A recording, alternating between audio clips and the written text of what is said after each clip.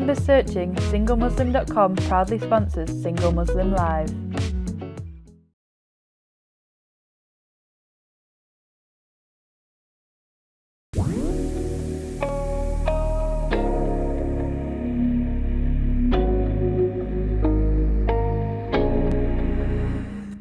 Assalamu alaikum and welcome to Single Muslim Live here on British Muslim TV, sponsored by singlemuslim.com.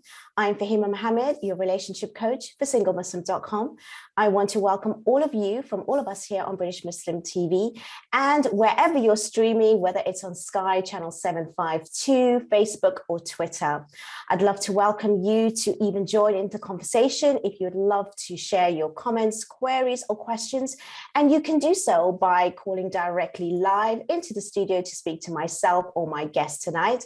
And that number is 01924231083. Please do ask the bill payer's permission as standard network rates do apply. You can send your comments through the social media platforms or by sending them through our free WhatsApp service. And you can remain anonymous if you wish to do so. And that number is 07585835150. We have a very special guest tonight streaming all the way from Los Angeles. And I'd love to welcome, everyone knows him as Baba Ali. Assalamu alaikum, Ali. How are you? Tullah, how are you doing today? I am very excited to have you on tonight, actually, and I'm so honored to have you give us your time. I know how busy you are and how you multitask and juggle so many different things. Tonight, we're going to be talking about the ultimate questions that you ask for marriage, but I know that you're going to give us so much more than just that.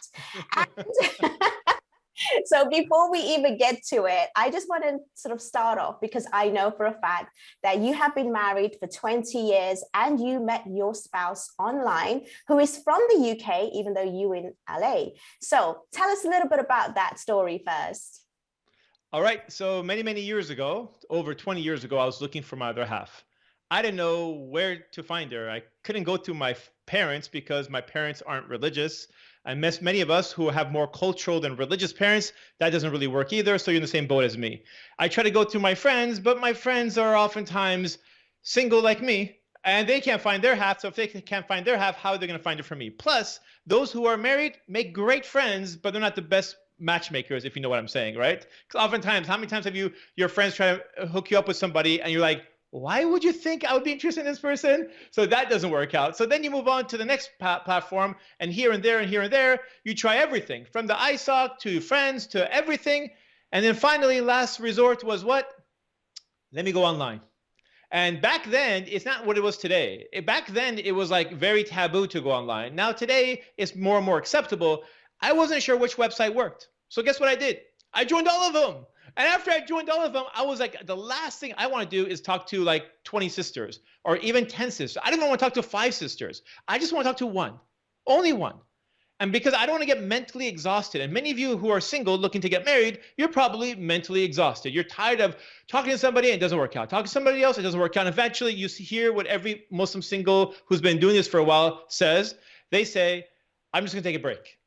I don't want to do this right now. I'm okay. And they're always like taking a break. They're in between people and like, I'm just tired, right? And I don't blame you. I didn't want to be in the same boat as everybody else. So I said, I'm going to write a very specific profile that once you read it, it will only like find one person in the entire dunya that says, okay, that's my future husband. Well, I had a bad problem. Well, actually, maybe a good problem. 17 sisters, because I put it on all these different platforms, 17 sisters responded. And when 17 sisters responded, at that moment, I realized that, wait a second, this is a good problem, but this is still a problem because the last thing I want to do is talk to 17 people. So I said, okay, I need to come up with a new system to take 17 people down to one. How do I do that? Well, I came up with a series of questions that didn't have right or wrong answers, and I sent it to all 17 sisters. One of them answered it correctly. Everybody else didn't know what the right or wrong answer was, so they didn't know what I wanted. So the problem was she lived halfway across the world in London. I live in Los Angeles. That's like 5,000 miles. I'm like, can I just find someone locally? Just many of you, like you're locally, you're like, I hope Allah subhanahu wa ta'ala has put my other half somewhere in London, right? But what if your other half isn't in London? What if they're in Los Angeles just like me? What if they happen to be in a different city like Manchester or some other part of the UK, or even maybe the next country over like France? Who knows? Allah made us in pairs, but never in the Quran did he say he made you do the same pairs in the same city. So we're always looking within our same city, but we don't find them, right? So it's interesting you say that. And I just want to interrupt you quickly before you continue, because you said a really interesting thing about talking to too many. And I know for a fact that there's so many people talking to so many different people at once. And that is the norm.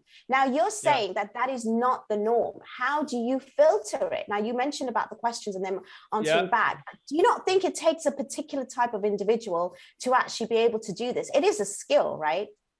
Yes, it is a skill, but it could be a skill that's taught. It could be a skill that's learned, I mean. So what I mean is like, I didn't know what to do. I didn't have anyone to ask because no one's been able to filter before of the people I knew around. So I had to come up with a system. I thought to myself, if this was a uni, if I'm at my uni and then they told me, hey, this is your final exam, so you can get your master's, you can get your PhD, and your examination is to filter 17 people down to one, what would you do? This is how I took the assignment. I said, I would create a system. So I created a system that didn't have questions, that didn't have right or wrong answers. I sent it to all 17 sisters. One of them answered correctly. That's the one I married 20 years ago.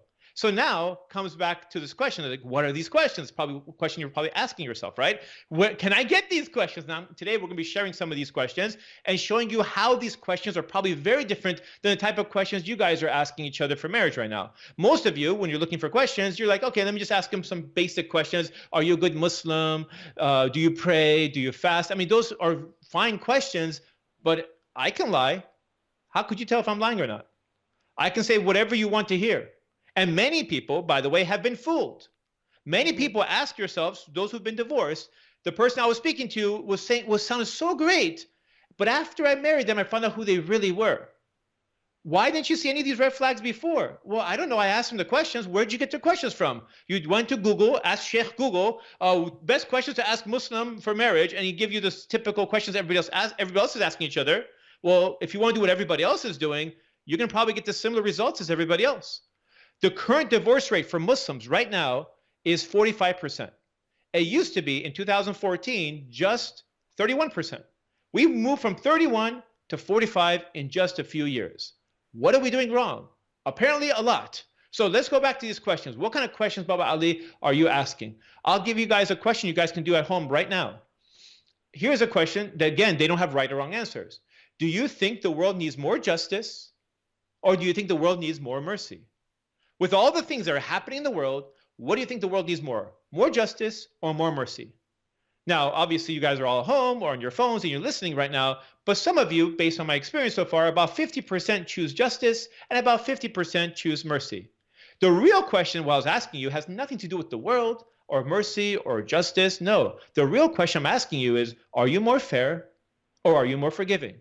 If you chose justice, you are more fair. If you chose mercy, you are more forgiving. Now comes to me. Which kind of wife do I look for?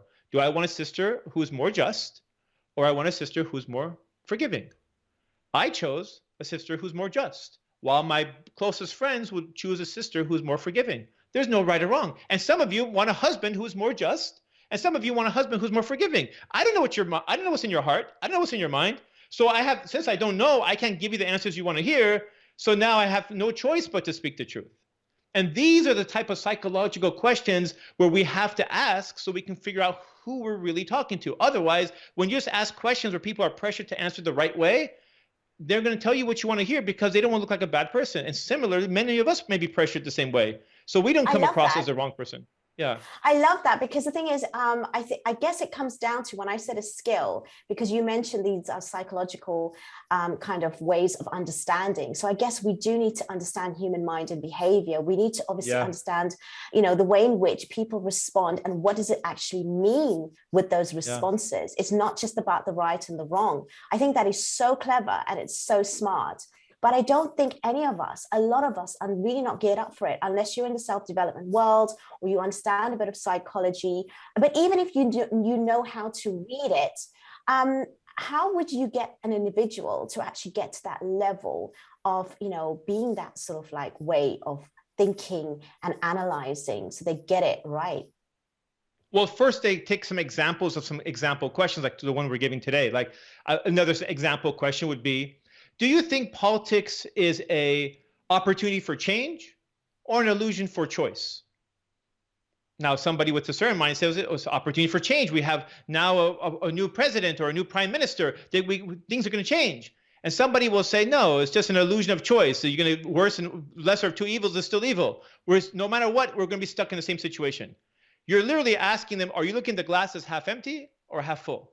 And then again, there is no right or wrong answer. Some people say, I'd rather be more realistic than idealistic. And some people will say, no, I'd rather be idealistic than realistic. And it's just different way of viewing things. And again, it's your preference. And now that may not be a deal breaker for you, but for somebody else, that might be a question. Let me ask you a question that would be something that would be more useful for you, right? Something that you would be more beneficial if you're asking for somebody. Like, for example, the stuff I think about when I'm talking to somebody, like many of you are talking to somebody and they're trying to put their best foot forward, right? And so they're on their guard, they're very protective. But one thing they're not very protective of, if you're speaking to them in person, is their body language. By understanding what their body language is saying and doing when they're speaking, and women are very good at this, by the way. Women's intuition, part of it deals with, okay, he's doing this and he's doing like this. I can tell something's off, right? And men, we're very terrible at this, right? So there's no such thing as men's intuition. But women are very good at picking up small signals as people are giving off. So if you're meeting someone in person, obviously you're not doing this alone, but you're seeing someone in person, understanding the body language and what the body is actually saying makes a big difference. But let's just before you go on, because you've given us so much to think about, and I've got a ton of questions myself. We actually also have some questions that are coming through on the WhatsApp, and I just want to say that we will be reading them out, but we are going into a short break right now, and I want to pick up on what Baba Ali has said with regards to understanding the other person's mindset, the psychology, human behavior, and now we're going on to communication skills, which are not just verbal, but non-verbal. Now, these things might seem quite, like as if you're doing a course, like as if you're actually training, but you know what? This is exactly what's needed.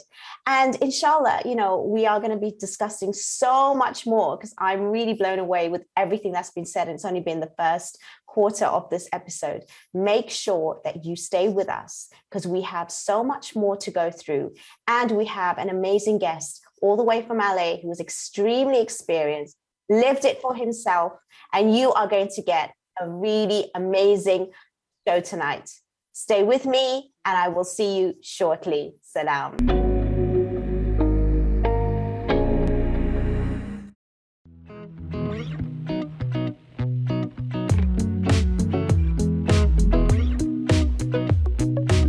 With 3 million members searching, SingleMuslim.com proudly sponsors Single Muslim Live.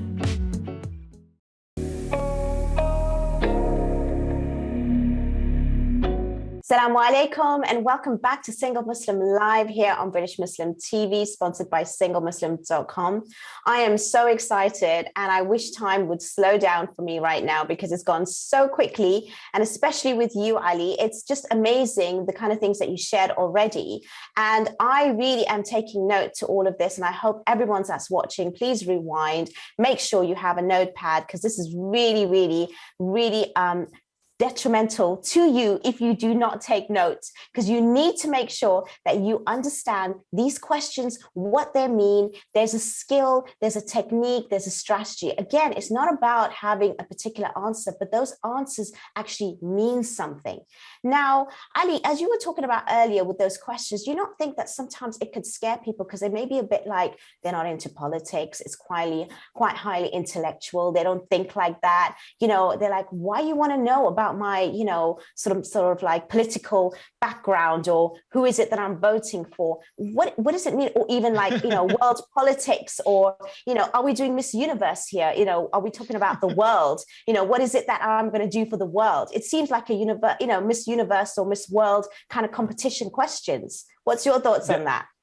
That's a great question. And so, so the politic question, I don't really ask that one. I ask more social questions that actually impact the marriage, questions about finances, right? So I ask questions like, for example, what does money mean to you? Is it more about financial freedom or financial security? Now, if someone says money is more about financial freedom, that means they are more inclined to spend. Financial security is more inclined to save. So if two of us are just constant savers, no problem. If two of us are spenders, possibly problem. But if one really likes to spend and one really likes to save, that could be problematic. So you want to see what your mindset is. So if we're very, very different on the way we view money, then these are the type of discussions we need to discuss. Topics we need to discuss when we're speaking to each other about marriage. Then there's other things, and these are the bigger issues. It comes to regarding the social and gender relations between the male and female. For example, here's the kind of questions I would ask. And this is from a series of questions I would ask. I would ask, can men and women be just friends?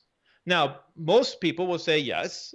In fact, more sisters will say yes than brothers, but that's a whole different topic. But they'll say yes. Then you say, can they be best friends? And they'll say, well, what do you mean best friend? Well, if I'm already married to you, can my best friend be a female? Or can your best friend be a male? Some people say, oh, no, that's the crossing the line. No, that doesn't work. And some people say, well, I don't see what the problem is. And it's okay. Then you ask, can I go with my best friend to have lunch with them if we're in a restaurant, but we're not sitting alone? Well, I guess there's a problem as long as you're not alone. Okay, what if we make plans with a bunch of people and then everyone didn't show up and we're just waiting for everyone to come? We've already ordered our food and no one showed up. And it's just me and her. Can we still continue and have our meal together? And some people say, well, your intention wasn't that, but since the restaurant has other people in it, I guess you're not alone, so I guess it's okay. Then you say, okay, let me go one more layer. Can we go watch a film at the cinema next? Then they're like, well, no, that's different. I say, okay, so that's different. At what point did you say no? Some people from the very question said no. Some people by question 2, some by 3, some by 4, some by the cinema question. Some at the cinema will still say yes. So I keep going further and further and further to figure out where you're different and where I'm different, because this social gender differences of understanding of what's okay and what's not okay with the opposite gender is where it becomes problematic in many marriages, because somebody says, well, why is this your coworker texting you and asking you how you're doing at 11 p.m.? You know, and the person will say, what's wrong with that? Nothing. Well, I don't know. It just seems weird because she's called at 11 p.m. or what are you watching on Netflix? Or I mean, it's just off. And then people will start arguing about these type of things, and these things will escalate to cause problems within the marriage. So what I do to catch these things ahead of time in the courtship phase is ask questions to understand where their definition becomes a no-go when it comes to opposite gender. And these are the type of questions. Now, obviously, I don't start off with these questions when I start talking to somebody.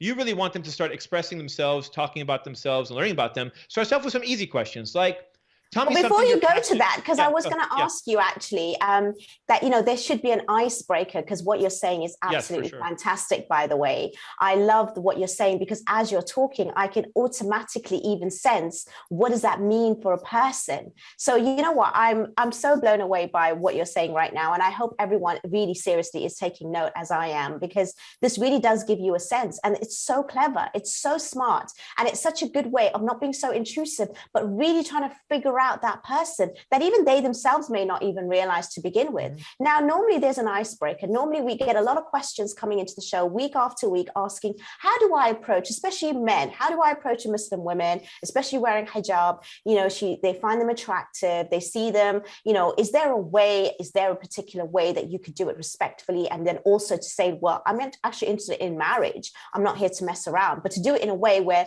the woman doesn't feel embarrassed or offended, and the man doesn't feel like as if, you know, they overstepping the mark and being disrespectful. Is there some sort of tip that you can share on this particular sort of question? The great question. So what happens is a lot of men, we don't really understand what to do in these how women view our way we approach them. Like if you go online, for example, many men will say salams, hey, what's up? I mean, these very basic one-line answers. And what a female sees from her perspective, and men don't understand this, by the way, she thinks, okay, he probably copy and paste this to 100 sisters. And then these that's why you're laughing. These same men get frustrated about these sisters. Why is nobody responding to me? Well, did you copy and paste this to 100 sisters? And the guy's like, yes. That's why they're not responding to you. They can tell. How do you pass that barrier? How do you get her to respond to you? Well, here's something very simple tip, brothers who are listening. Read her profile, see something interesting in it, comment about that in the initial comment that you message you sent her. Then she can tell that this is not a copy and paste message. It shows you took the time and effort to read her profile, to learn something about her, and not just see her picture and her age and how pretty she is. And there's something a little bit more depth. Because for a lot of sisters, yes, brothers, A girl who's beautiful enough, you'll give her a pass on many, many things. And if she's beautiful enough, you'll marry her. It doesn't matter if she's working at the local supermarket or whatever. But a lot of sisters, just because you're handsome is not enough for them to marry you. You have to have other check boxes as well. So many sisters want to see, are you a serious person or just a person just messing around? And by the time you take effort, by the way you show you take effort in looking at her profile, taking it like those small details, she pays attention to those small things. And that makes a huge difference for the determine if she's going to respond to you or not respond to you. I had 17 sisters respond to me, and I'm like, I'm not a handsome guy. I have a gap between my teeth. I'm like that. I'm nobody. But all these people respond to me because I did things different in my profile. So I'll give you another tip you guys can do on your profile. Everybody on your profile has like, I want. I'm looking for a brother who's this, and this. I'm looking for sisters this, and this. You literally coming up with a wish list like it's Eid, right? It's not Eid. So this is not where you come up with a wish list of all the stuff I want. If everyone's saying I want, I say, you know what? I'll be something a little bit different. I would mention the things I want, but I'm also going to mention the things you will get. If you marry me as your husband, this is what you should expect as a marriage life. I'm letting them envision what marriage life would be like when you marry Ali. This is a husband who'll do this for you, and this for you, and this for you, and this for you. These are the weaknesses that come with me, so I want you to assume that none of these things will ever change. But if they do change, it's just icing on the cake. It's almost like when you go to Hajj. If you go to Hajj with these expectations that when I arrive there, it's going to be amazing, there's going to be the red carpet out, the airport's going to be very organized, everything's going to be organized from A to Z. You're going to come very, very disappointed because you realize that when you have to handle millions of Hajjis coming through the airport and coming through this whole process, things slip through the cracks. But if you come in with the lowest expectations, anything that comes out better than it, then you're like super happy, joy, joy. When I arrived at Hajj, I waited nearly 11 hours for my bags to arrive from the airport. I'm sitting there just waiting at the terminal, watching this thing spin and spin and spin. I'm like, and my wife is getting frustrated. I'm like, don't worry. Everything's gonna be okay. So how could you be so patient? Because I expected the worst. So when it comes to marriage, it's the same idea. If you're expecting the husband to, I know he's like this, but one day he'll be changing and he'll be like this and he'll be like this, then you're gonna constantly be disappointed. But if you accept him and his weaknesses, whatever he is, any improvements that come from this foundation is just icing on the cake. And they don't resent the same person and you're like, I wish he changed, I wish she changed. No, a lot of brothers marry a sister, she's very beautiful, but I know after I marry her, I'm gonna tell her to wear hijab. You can't do that. It has to come from her. If she wears hijab for you, guess what? Her reward is from you. If she wears it for Allah, her reward is from Allah. So if she wears it for you and she has a disappointment with you and she's frustrated with you, it comes right off. But if she wears it for Allah, even if she's frustrated with you, it has nothing to do with her hijab. And these are the things that men are waiting for women to change. Women are hoping for men to change. And that stuff's not going to change. So this is why I go back to the foundation of these questions to figure out who I'm really marrying instead of who their potential is and to make some person a project, because people are not projects. You know what I mean? So that is so true. I mean, to be honest, I don't think anyone has given me the answers that you have, especially when you've sort of mentioned about how men need to sort of, make the effort and speak and dig deeper and actually get to know that person. Because we've had so many people that, really struggle with this.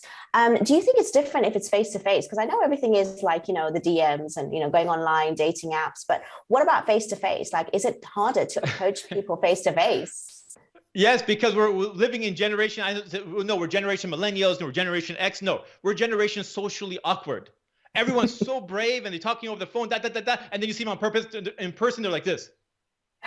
They're so awkward. And like, what, is this the same person? Did I get catfish? What's going on with my app? And like, what? And they realize, are you sure you're Muhammad? Yeah, Muhammad. Assalamu alaikum. I was like, why? You were so outgoing, you're so social. Yeah, behind the phone, I have a lot of courage. But in person, you're not obviously saying this, but in person, I'm very different. And there's something that the dynamics of when you guys are talking over the phone is completely different seeing someone in person. This is why it's important to actually interact with the person to see how their social skills are. Because we take this wrong impression because they're funny and they're outgoing. Behind the phone, people are very, very different people. So when you see someone in person, there's a different aspect of them. And as I said, the body language and other things you can see that you would never see. So I will ask you guys this question. If you had a dispute with somebody, one of your closest friends, really big problem, there's some people saying this and some people are saying this, and there's a big fight between both of you, and you're both hearing different things from different people. You have three ways to resolve the issue.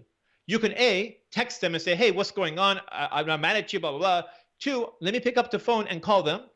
Or number three, hey, let's meet and talk. Let's figure out what's going on, because I'm I hearing stuff and think people. that's absolutely brilliant. I mean, I'm the kind of person that's very confrontational anyway. I'm not afraid to have that kind of one-to-one, face-to-face, but I know that a lot of people do not know how to communicate face-to-face. They do not have the social skills. They don't have the confidence. They don't have the talk and the chat behind those kind of keyboard warriors, and they can speak and, as much as they want behind the screen. When it comes to face-to-face, it's so different. So, you've given us so much valuable food for thought. I want to make sure that we get the best out of Ali, and inshallah, we will be seeing him soon in a few seconds. If we are going to go in a short break, make sure you stay with us and join us in a few moments where we'll be talking to more questions from Ali. Salam.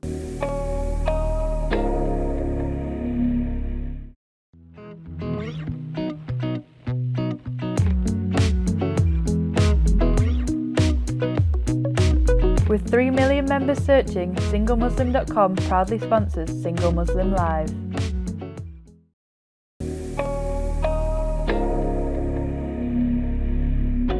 Assalamu alaikum. Welcome to Single Muslim Live here on British Muslim TV, sponsored by SingleMuslim.com. We are having a very, very interesting conversation with Ali, and I am so interested in everything that he said so far that I can't wait for him to continue talking. But before we do, I just want to sort of go through and summarize what he said, because it's really important that we do take heed. It is so essential that we understand that when you're meeting your future spouse, this is a lifelong commitment and a responsibility. And yes, we do get carried away with surface sort of questions or the outward look of the other person. But as Ali mentioned, it's such a huge increase in divorce and relationships that are breaking down and homes that are breaking down. The reason why we have the show is because it's important for us to uphold the value of the household, because our communities are strong and they are going to continue to be strong when your household and your unit, that team that you're in, is strong. So it's really vital that you understand that there is a real meaning behind this. And as much as, we might smile and joke about certain things, there's a serious issue that's happening, especially in our Muslim community. And we do need to raise this. And that's why we have amazing guests, and no different tonight. Ali, you are so unbelievable with your questioning. I love the way you think. And I'm just blown away with the way in which that you come up with these questions, which actually, as you mentioned from the beginning, it really does give you such an indication of so much more. It's not just about asking those basic things, but you just get such a way of, looking at the other person. But if someone is kind of not with it in this kind of, life where they even introverted, for example, personality type, or the other, where they're not interested in these kind of things, where they just want to meet someone like the good old fashioned way, where they're just going to have a partner to connect with, and they're just going to have someone to be, their sort of other half, whatever it is. Do we need to bring them up to scratch, or do you think that those kind of relationships still can work and exist? What's your thoughts on that? I think those relationships can work. It just depends how you're going to view that relationship, how you can interact. Because if you're meeting someone in person or online or through your iStock, you are going to have to ask each other questions. So the questions you ask make a big difference. The way you're going to filter out people that you don't match with makes a big difference. Most of us are mentally exhausted because we are speaking to people that we shouldn't be speaking to. If you're speaking to somebody after so many months, the whole thing breaks down, there's a problem in your filtering process. There's no reason you should have got to that far. You have only a limited number of years that's your golden years, which is easier for you to get married. As you get older and older, it gets more and more challenging, right? So we don't want to give those precious years to people that are not serious about getting married. At the very least, let me talk to people who are compatible with me, people who are very similar in their priorities of what they're looking for in life as me. So how will I be able to determine these things very, very early in the conversation, rather than figuring out, hey, after 3 months or 6 months or 9 months of speaking to somebody, it just didn't work out. That's unacceptable. I didn't want to do that. So when I went down to 17 sisters, I didn't reduce it down to 5 sisters I'm speaking to. I reduced it down to 1, like this. And then when you said compatibility, I think a lot of us don't even understand what that word means. We just think that, we just like each other. We like the same things. We're similar, but it's so much more deeper. Can you explain a little bit more as to what that means? Because I think a lot of us are getting lost in translation with regards to that meaning of compatibility. Yeah, so there's a big difference between chemistry and compatibility. Chemistry is when you just have like maybe the physical surface level, you just have chemistry with two people, right? But compatibility is when you guys are on the same plane or the same ideas that you guys are carrying. Now, you may, like, for example, one person may ask, okay, are you a religious Muslim? And the person says, yes, I'm religious. Okay, great. So now that since you're religious and I'm religious, we must be compatible, right? No. Why? Because there are Salafis and there are Sufis. And yes, they're both consider themselves religious, but they think of Islam in two different ways. So a Salafi and a Sufi are not ideally a good match for each other because of the way they see Islam in two different lenses. So what I need to see is, how do you view Islam? If the way you view Islam is compatible with me, if the way you view finances is compatible with me, do we see it the same way or different? Some of this is based on our understanding of Islam, how it was presented to us, how we were raised, how our different experiences we've had with different people. Everyone got from point A to point B. We're at point B right now. And I don't know where you have come from, where your ideas are. And my goal in this courtship phase is not to change your mind. Because if I change your mind, I don't know if you're changing because you're truly changing it, or you're just changing it because you're interested in marrying me. So my goal is just more to gauge where your understanding of things are. This is why I don't ask questions like, do you pray these and like that? I want to see differently. Like, for example, I may ask a question. And by the way, these are more of the tougher questions where I get past the initial phase. But now I'm like phase 2. I would ask questions like, what is the hardest thing for you to follow in Islam and why? Why this? I'm asking those type of questions. There's no right or wrong answer. Why is this one so harder for you than compared to other things? And then it just makes the people like open up a little bit. Like at the very, very beginning, I don't start off with these tough questions. I may start off with something like, tell me something you're passionate about, or tell me something you're grateful about. These are when you talk to a lot of people to speak about stuff they have passion for, they will talk about filmmaking, they'll talk about volunteering, they'll talk about all the different things that they love. Just like for yourself, if you're single and you're looking to get married, tell me something you're passionate about. Well, I run an amazing show. I do it every Thursday. I do like this. I bring all these different guests, and you are much more comfortable speaking about stuff that you're passionate about. This allows the person to start opening up, to feel more comfortable as you're speaking to each other. You're literally peeling off another layer of this beautiful rose until you get to the core. I don't start off with these very difficult questions because you're going to push people away. I don't get to these harder questions. And by the way, my questions, if you think they're hard, they haven't gotten hard yet. My final questions get very difficult. And like, I'll give you one example of like a really tough question. And a lot of people will feel uncomfortable answering it. But yes, I don't ask these at the beginning. These are like phase 3 and phase 4. A question like, tell me one time you really disappointed your parents, or you did something to really hurt your parents. What's the right answer here? There is no right answer. What is my final question you're probably asking? And this is a question, like, I'll give you guys something interesting. I ask a lot of sisters, for example, what are you looking for, right? I run a matrimonial platform where I help Muslims get married, right? So a lot of times sisters tell me, I'll tell you what I'm looking for, Baba Ali. I'm looking for a person who's honest, a good Muslim who's honest, who has a balance of deen. But by the way, this sounds familiar, sisters, because basically 99% of sisters basically say the same thing. I'm looking for a good Muslim who's honest.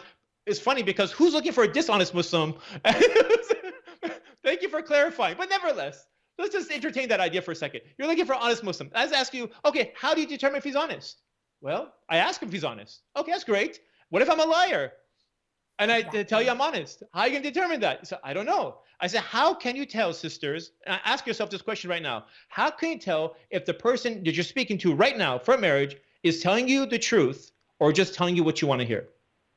And 99% of sisters I ask this question to, they're like, I don't know. So then what's the point of asking any of these questions? If your questions are so basic and have no underlying psychology behind them, then your questions are worthless because the person's telling you what you want to hear. So let me give you a sample question of my many questions. I have about 84 of them. A sample question of what you can ask to maybe, it won't be 100% foolproof, but it may reveal something that may show you that if the person is being truthful to you, or if the person's been telling you what you want to hear so far. And it's a tough question. So I ask this usually in phase 3 or phase 4, but the question is, give me one reason why I shouldn't marry you. Now, the person from the outside will probably be thinking, wow, this person is getting scared and getting cold feet, and they don't know if they should marry me or not, and now they just need an excuse, looking for any excuse to exit this courtship phase.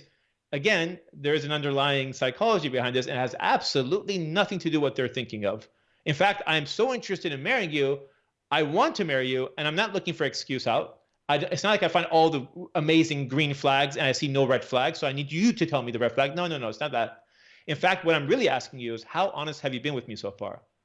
Because if the way you answer this question, and let me give you an example of how I would answer it, I will say, sister, I've never been married before. I don't know anything about the opposite gender. Like I don't have a sister, I have a mother, but that's different. So there's going to be a lot of things that, this is the reason why you shouldn't marry me. There's a lot of things that I may say that will be wrong. There may be times you cry, I don't know what to say to make you feel better. I have no experience in this. It's almost like going to a job and you don't know anything about this field and you just heard about certain things, but all your experience is not there. And I will gain experience, hopefully, inshallah, during the marriage. But if you're asking for experience and a person who will know and finish your sentences and know exactly when you're sad and when you're happy, I don't have that experience. I don't have that intuition. So that's a perfect reason why not to marry me. Wow, you know what? You are just basically, I'm so silent. I'm never that silent on a show, to be honest, most of the time. If anyone watches me, I interrupt a lot and I actually speak so much, but you're actually making me think a lot, because the thing is, a lot of people do ask, even, you are right, I am single and I do have passion. And one of my passion is being on the show. And then what are the reasons for why you are single? And, you know, at the end of the day, I always say, okay, well, I'm not easily impressed. And that is so true to a certain extent, because I don't think a lot of people have the skill, including myself, to be fair. As much as I'm training and I'm studying and I'm doing what I'm doing, but it's probably lack of experience as well. But you've really opened up my eyes tonight, and you really give so much insight as to why is it that we need to really concentrate on understanding ourselves. And when we talk about self-awareness, and it's more about, you know, very surface again, oh, you know, what do I like, what I don't like, what is like, you know, my, you know, pet peeves and all of that nonsense. But at the same time, what you're saying is really getting deep. But at the same time, it could trigger people, because as I'm listening to you, it really can trigger people. But also on the other hand, when we are looking for a spouse, we are also looking for maybe a therapist, a cleaner, a cook, and all of these things. When you are being honest to say, I am not here to actually know what you're thinking and feeling. Now, do you think there are men and women brave enough to actually, because all they want to do is impress in the sense, but they're not putting themselves in that vulnerable sort of state, nor are they being honest enough to even, you know, clarify what are their shortcomings. I think it takes a certain amount of years and experience, or a bit of maturity, regardless of age, to be able to do that. This is Fahima, exactly what you're saying is exactly what you're doing when you're talking to all these brothers who are approaching you. And this person who gave you that type of answer right now shows you that they're transparent, they're possibly vulnerable, and they're showing you their true colors. They're putting their cards on the table. And when they do that, it makes you feel much more confident of all the previous questions he's answered to make you feel more confident. But if he gives you a wishy-washy answer, and you feel like, okay, now I'm not even sure about this answer, let alone the previous ones. And you're saying, well, a lot of people were willing to have that maturity. Keyword the sister's looking for, a man who have maturity, a man who has that brave enough. Again, keyword the sister looking for, a person who's brave enough, a person who has enough intellect or time or effort. He's been able to put these questions together. It shows you how serious he is. So check, and check. All these check marks the sisters are looking for, and now you have it just by one simple question.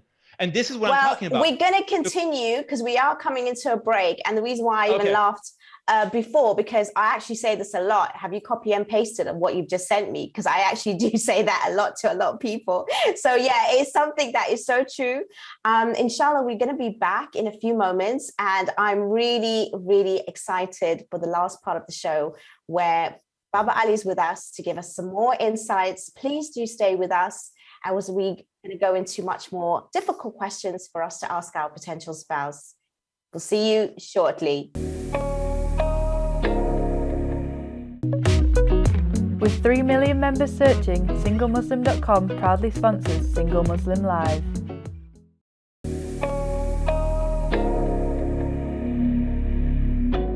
Assalamu alaikum and welcome back to Single Muslim Live here on British Muslim TV, sponsored by SingleMuslim.com. And we are in the final part of the show, and I'm actually quite sad that it's come to this because I've learned so much myself, even though I've been doing this for a while. And I do actually help, couples with their relationships. But honestly, tonight has been absolutely phenomenal. I could not have asked for a more amazing, really, really talented, mashallah, gifted guest tonight. And he's giving us his time, streaming all the way from LA. We do have some comments that I want to read out actually, and it's from Sister Farzana saying, mashallah, as always, an amazing show. Love the subject today. So much value already. And wow, what a show. Baba Ali is firing out those questions. He asks so much value, mashallah. She does have a question saying, is it a good idea to believe we can change the other person to adapt to our needs? Question after question, mashallah, questions amazing from the guests too. Not just you, but the guests as well. So no, this men and women, we do not change. And if they change for you, it's not going to be for permanent. They need to change for themselves. So there are certain things of a human being that are not going to change, and certain things that can change. For example, there are certain personality traits that you're just born with. If you happen to be an introvert, you're an introvert. If you happen to be an extrovert, you're an extrovert. If you don't like the taste of vanilla ice cream, your husband or wife cannot make you like the taste of vanilla ice cream. That's your preference. There's certain things you like. Some people look at camping as, oh, I love it. You get to be in the nature and in the woods. And some people look like, why are we pretending to be homeless? Can we just go use a normal bath toilet? Well, there's no toilet here. So everybody looks at things differently. So sometimes we want people to change to fit our needs, but we don't realize that even if they do that, it will be temporary. And we are so focused about people for our needs, we kind of forget that we have to also be fitting their needs as well. This is why that compatibility aspect comes into play. You know, a lot of us, we marry people that we're attracted to, but we don't necessarily marry people that we can tolerate. So what that is so true. We want to mold people. I think that's where it comes from. We're looking at relationships where we're not actually figuring out if they are actually our match and if we are suitable, and we don't know how to figure that out. And then when we find someone, we're so infatuated and we, you know, chemicals are released and you just like, you know, attached, and then you want to build that mold accordingly. And then you can maybe maintain for a few months, years, and then all of a sudden the same reasons that you had at the beginning, like you said, those red flags are the exact same reasons why you break up. Because you've not addressed it. Always, I've heard that. So if you guys want to get married, find someone you're attracted to. If you want to stay married, find someone you can tolerate as well. So it's not saying, okay, I have to tolerate and I can't get attracted. Yes, find someone you can attracted to, but find someone you can tolerate. Now, many of us don't know what we can tolerate. You know when you find out? Through a divorce. Because after divorce is over, now you're like, oh, I can't deal with a husband like this, or like this, or a wife who's this or this or this characteristic. Yeah. Why does it take a divorce for us to figure this out? Why can't we figure out before that? Why does it have to go through financial, emotional, all these different pains that come through a divorce? Yes, it is a halal option, but it doesn't mean it's going to be an easy option. I've never met someone that was like, oh, divorce was fun or engaging or amazing. No. In fact, it is, for some people, it is a relief, and some people it is an emotional pain. Some people don't recover from it. It's a lot of stuff you don't need to go through just to figure out what you can tolerate. Because the same people, many of you who are divorced, like myself, you come into a situation, you're like, okay, now I know I still have the same wish list of everything that I want, but now I have another list of all the things that a person cannot have. And now it even makes it more difficult for you to get married because you have that pain that you're coming from. And you have a longer list of things that you're looking for. It was already hard the first time around. Now you have a long list. So here's a second way of doing it, is figure out, what can I tolerate? And I wish we had more time today, because that is an entire show in itself to figure out what you can tolerate, what you cannot tolerate, and what type of package you'll get with the husband that comes with this, and the type of husband you'll get with this. Because every husband or wife has the pluses that come with it, but there's minuses that come with it too. And I'll just go over, like, give you a quick example. Like, for example, a sister may say, I'm looking for a husband who's very ambitious, a go-getter, who gets things done, who's very productive, efficient, fantastic. Okay. Also, keep in mind, are you okay with a husband who's very busy? I'm like, what? Yeah, a husband will be very busy. Or I want a husband who's a surgeon and who does a doctor. Okay, fantastic. Do you know how many hours a week a doctor works or a surgeon has worked? Even if they finish surgery, they come home to rest. Suddenly their phone goes off. Hey, we need a car accident happen. We need you to come back. And you tell your husband or your wife, you just got home. I have to go back. That is a lifestyle. So you get all these nice luxuries, but it comes at a price. There is no perfect situation. The question is, which price are you willing to pay? Are you willing to lose your free time? Are you lose the ways this? Are you lose this? Any husband or wife that you get, there will be some things negative that comes with the husband or wife that you will have to tolerate. Now, some of you cannot tolerate a certain person, but you can tolerate another person. This is why some of you who've been married before, after your divorce, somebody came and married your ex. And guess what? They're happily married. And you're like, how is this possible? How could you be married to that person? I couldn't even want to pull my hair out dealing with that person. And for some reason, you seem to be happy. And the reason why is because they were able to tolerate that person, but you couldn't. That means that that person wasn't meant for you. Somebody else is. So the key question here is, how can I determine who can I tolerate? We'll hopefully do a whole show about that, because there's a lot of analysis that we have to figure this stuff out. I wish we could have this, we're limited time I here. need you here for a whole season, to be fair. Honestly, I really do, because I'm just silent only because you're giving me so much, but I actually got hundreds of questions in my head. But I know we're coming towards the end, and I want to ask you some really vital questions before we end. And that is that, okay, can you know straight away? Because you've said phase 2, 3, 4, and 5, but do you think that we can know that that person's for us in a very short space of time, or is it not possible? Yes, it is possible. I was able, what I did with my questions and I got married, my friend who's on many different websites did the same thing. He came to me and said, Ali, I've been searching, talking to different people. Everything I've tried hasn't worked. What did you do? Because you are still, wallahi, I say wallahi in front of Allah subhanahu wa ta'ala right now. Till now, I still feel like a newlywed with my wife, and this is over 20 years of marriage. How many people do you know who've been married for 20 years and still feel like super happy? Not saying they're grumpy and this, I'm super happy. So my friends see me and like, Ali, your system works. It worked for you. What questions did you ask your wife? And I said, here, this is what I did. He said, can I borrow those questions? I said, sure. He got married. Interesting enough, just a coincidence, his wife happens to also be from the UK, and he happens to be from Los Angeles. It's a coincidence. But so I think I need to look in Los Angeles then. So he's been married for 14 years with 3 children, happily married. So now people ask him, hey, what questions did you ask? And he gives those same questions I did. So again, we only went through 2 or 3 questions. There's about 80 of them that I have. And throughout the years, I've been adding more and more questions to the list so you guys have a more comprehensive way of asking questions. But questions is just one layer. There's multiple things that we just brought up, tolerance and other things that you want to make sure you have all of this in the package. So when you are speaking to somebody, you have all the tools you need to determine if you have picking the right person, or you're just shooting in the dark and hoping, you say, inshallah, just hopefully something will work out. Because 45% of the people have made the wrong decision. I don't want you to be part of the 45%. I want you guys to be part of the success stories, inshallah. Do you have, is it a program or is it a book? How can people reach you? I will send you, How look, can people... I'm not selling you guys anything. Most of the time people come on shows, let me sell you my program. I'm selling you my 84 questions. I'm absolutely giving it for free. No strings attached. Just contact me on my Instagram. Just call me on my Instagram. I'm like very simple guy. Just contact me on my Instagram. Say, Baba Ali, I was watching the amazing show of Sister Fahima's show on Single Muslim TV, and you were talking about your questions. Can you send those questions to me? And I say, by the way, questions is just one layer.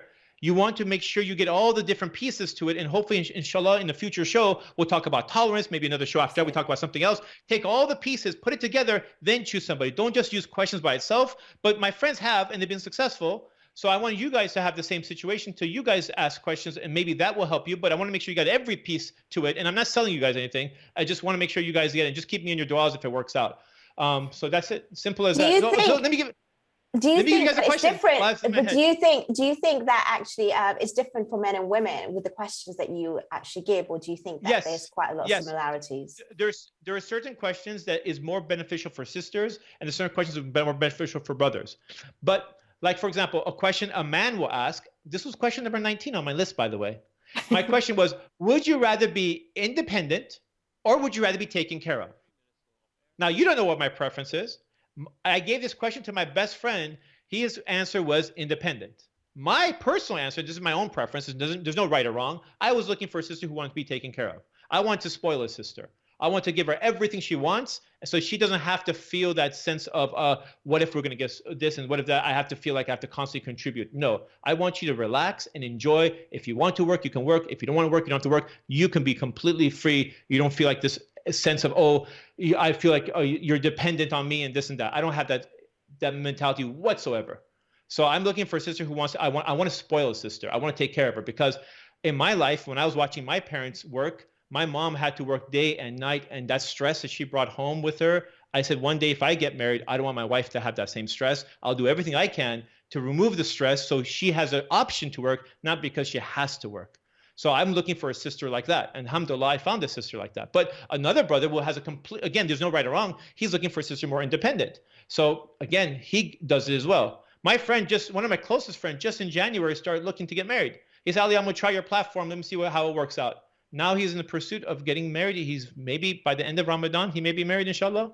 So it works. So all I'm saying, you have to use the right tools. Don't just join. And here's another thing I would mention. I wouldn't just join one platform. If I was single right now, I would join as many platforms as possible. I'd join Single Muslim. I'd join this.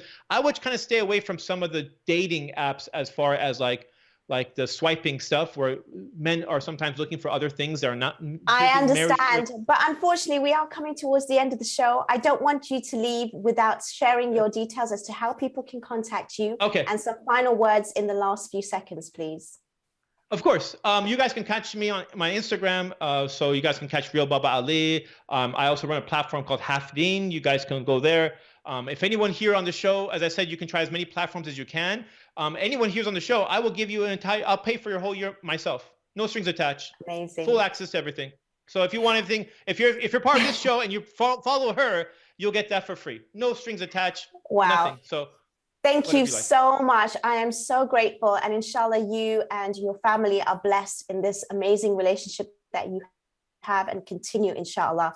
Thank you so much for your time, Ali. Thank you so much for all your amazing insights. And I know that was just the surface that we touched on.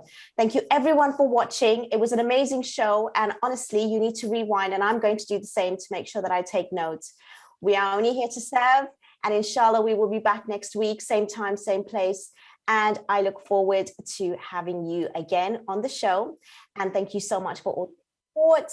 Inshallah, we will be back. And again, I really do want to say, have a really good evening from all of us here on British Muslim TV. Salam.